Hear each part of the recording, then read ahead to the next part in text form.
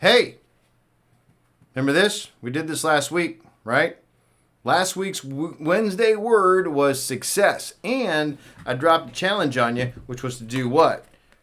Read the pledge every day for 7 days, 14 times, once in the morning, once at night. Did you do it? And then the big question. This week's word is going to be one of the other words on this card. What do you think it's going to be? You want to take a guess? Is it duty? Is it obligation? Is it responsibility? Duty. Right there. This week's word, the Wednesday word, is duty.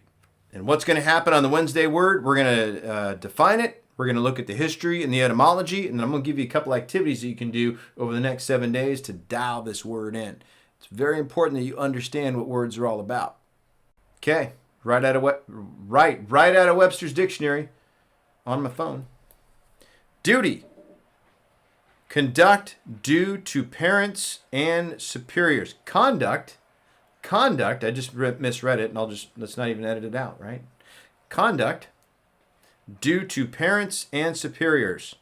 Final duty and obedience. A couple other things. Obligatory tasks. Conduct. Service. Or functions that arise from one's position, as in life or in a group. Was his duty to support his family. Okay, now we're getting meaty. B. Assigned service or business was put on kitchen duty. Okay, a moral or legal obligation. Love that. There's that word. Okay. The force of moral obligation. Okay, tax. Nobody likes that word. Work, the service required under specified conditions, functional application. Another thing in here, on duty, off duty, right? So if you're a police officer, you are on duty or you are off duty. If you're on shift, are you on duty or off duty, right? Duty. Free form assignment of responsibility. So in these definitions of duty, we've already seen two words pop up in here. Responsibility and obligation. Okay, so we're using this word duty to just sort of bring this all home. This actually turned into a two-parter. Okay, now etymology. The history of words, where they came from, gives a lot of insight into the hidden meanings and why they're valuable. Okay, so from Anglo-French dute, from Old French due, meaning owed. Okay, like look at that, right? Just even now, due bill. Duty, due. So it means owed, proper, just. From vulgar Latin, debutus. What you call me? You're a debutus. No, I'm not a debutist. I'm a Catholic. Right there on the fly. I'm here all week. Try the veal. Okay, from Latin, debutus, past participle of debere, to owe. The sense of tax or fee on imports, exports, and then there's duty free. So, but let's just go back to the original. Dude, owed, proper, just. Okay, so we know that success is your duty.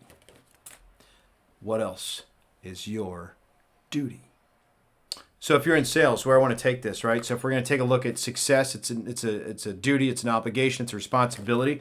Okay, if that's the case, what other duties do you have? And let's just look at the sales cycle. Everything is your duty. Okay, let's just look at the sales cycle. When you greet a customer, whether that's on the phone or that's face to face on the internet, okay, you have a duty to deliver a very, very specific experience to them. One that's going to make them want to engage with you, one that's going to want to make them call you back if you're leaving a message, one that is going to make them want to engage and move the process along, okay?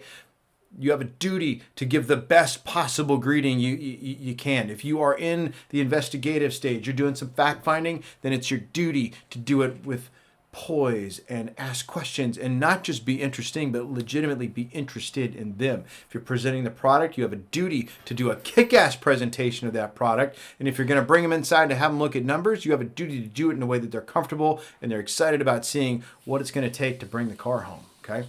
If you're closing a deal, you have a duty to close the deal. Why? Because if you don't close, what was the point?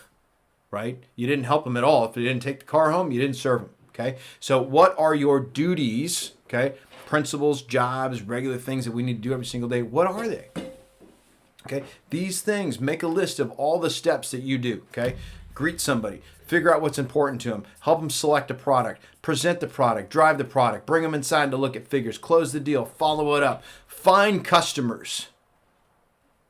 Okay, these are all duties that you have. Okay, how are you going to execute your duties? You're going to do it a little bit.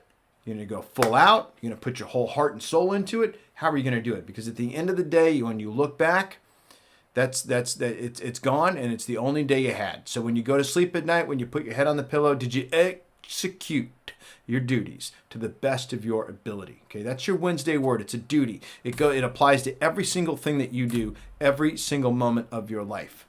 Okay, so what I want you to focus on over the next 7 days, okay, is when you start doing these things that could be considered mundane, boring, regular, okay, what can you do to elevate that?